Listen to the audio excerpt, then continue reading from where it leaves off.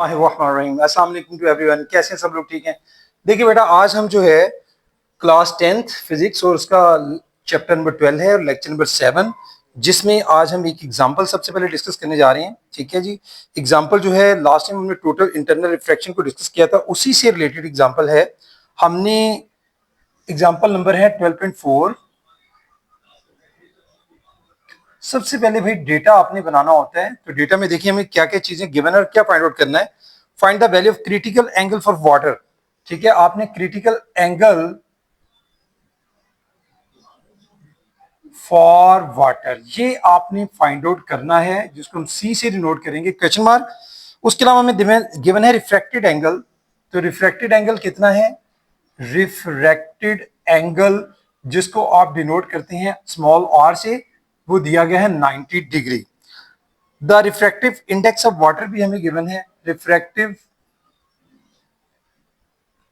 Index of water, तो refractive index के लिए साइन स्मॉल एन यूज किया जाता है।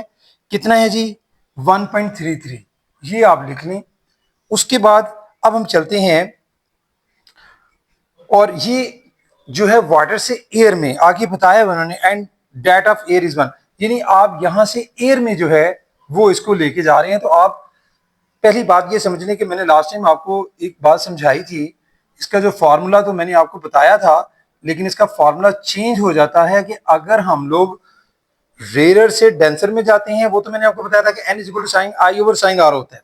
यहां पर हम लोग डेंसर वाटर, डेंसर मीडियम है, एयर से डेंसर से रेयर में जा रहे हैं, तो फॉर्मूला चेंज हो जाएगा। यानी हमारा n किसके इक्वल होगा? n is equal to sine i की जगह पहले क्या लिखेंगे? ऊपर sine r divided by sine i. हमने फाइंड आउट यहां से, चूंकि क्रिटिकल एंगल के लिए क्रिटिकल एंगल बेसिकली आई होता है, यानी आई ही होता है, लेकिन एक पर्टिकुलर एंगल आई होता है जिस पर आपका रिफ्रैक्टेड एंगल 90 डिग्री का हो जाता है। तो हम साइन आई को उठाकर इधर ले आएंगे, एन को उसकी जगह पे प्लेस कर देंगे। यानी हमारा साइन आई यहां आ जाएगा।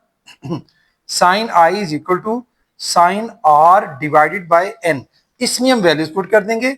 बाय पुटिंग वैल्यूज, जब हम इसमें वैल्यूज पुट करेंगे तो साइन आई आप लिखें as it is. Sine r mean r की वैल्यू कितनी है जी? 90 डिग्री, वो लिख दें। एंगल एन की वैल्यू कितनी है? 1.33। इसको सॉल्व कर लें जरा, तो हमारे पास क्या आता है भाई? कैलकुलेटर से आप इसको सॉल्व करेंगे। साइन 90 देखें कितना है? साइन 90 की वैल्यू है जी 1। तो आप यहां लिखेंगे जी, चलिए मैं यहां लिख लेता हूं, इक्वल टू 1 डिवाइडेड बाय क्या है? 1.33। अब ये 1 को आप 1.33 से डिवाइड कर दें, यानी 1 डिवाइडेड बाय 1.33। आपके पास आंसर क्या आता है? हमारे पास आंसर आ रहा है 0.75। तो मैं यहां लिखूंगा जी 0.75, और ये अभी वैल्यू किसकी आई है? साइन आई की। लेकिन फाइंड आपने आई करना है, तो आई फाइंड आउट करने के लिए क्या करेंगे? साइन को दूसरे ले जाएंगे, मीन साइन इनवर्स बन जाएगा। मैं इसको थोड़ा सा इस तरफ ले आता हूं, ज्यादा आपको बेहतर नजर आएगा। यानी आई यहां पर फिर किसके इक्वल हो गया? साइन इनवर्स और 0.75। यानी आपने साइन इनवर्स लेना है 0.75 का। कैसे लेते हैं साइन इनवर्स, हमेशा याद रखिए। मैं साथ साथ आपको चीजें बता रहा हूं, कैलकुलेटर यूज भी आपको करना आएगा, तो आप इन न्यूमेरिकल्स की तरफ बेहतर तरीके से जाएंगे।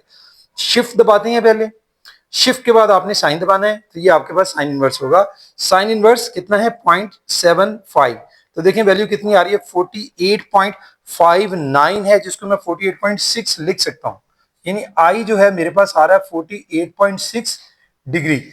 ये जी हमारे पास आई आएगा, और ये वो आई है, ये वो एंगल है, यानी एंगल ऑफ इंसिडेंस है, जिस पर आपका रिफ्रैक्टेड एंगल 90 डिग्री हो जाता है। और जिस पर्टिकुलर एंगल पर वो 90 डिग्री होता है, वही आपका क्रिटिकल एंगल होता है। तो सो हम फिर क्या कहेंगे? सो जो सी है आपका क्रिटिकल एंगल, वो आपका आई ही के इक्वल है यहां पर, जो कि 48.6 डिग्री होगा।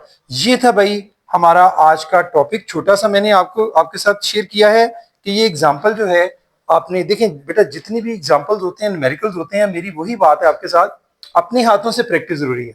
अपने हाथों से प्रैक्टिस करेंगे, आप उसको बेहतर तरीके से परफॉर्म कर सकेंगे। तो भाई आज के लिए इतना ही। Thank you very much. अस्सलाम वालेकुम।